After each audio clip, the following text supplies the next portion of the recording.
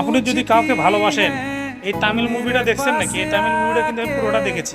এই ছোট 1 মিনিটের একটা ভিডিও দেখে পুরো তামিল মুভিটা দেখেছি। আসলে যাকে ভালোবাসবেন তাকে যে কোনো পরিস্থিতিতে তাকে ভালোবাসতে হবে। সে যদি আপনাকে ভালো নাও বাসে, কিন্তু তাকে ঘৃণা করা যাবে না, কেননা তাকে আপনি ভালোবাসেন। সে আপনাকে ভালো না বাসলেও তাকে আপনি ভালোবাসেন, সেই জন্য কোনো পরিস্থিতিতে তাকে ঘৃণা করা যাবে না। ঠিক আছে, দেখেন সে ভালোবাসার জন্য ছেলে থেকে নার্স হয়েছে, নার্সে তাকে দেখার জন্য শুধু এই অভিনয় করেছে।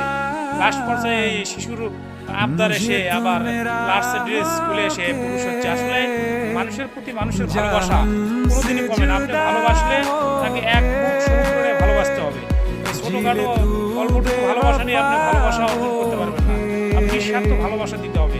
যদি স্বার্থ ভালোবাসায় যে স্বার্থ খোঁজেন, তাহলে আপনি এখান থেকে সফল হতে পারবেন না। সে আপনার প্রেম করেন, ব্যবসা করেন, কর্ম করেন, আপনি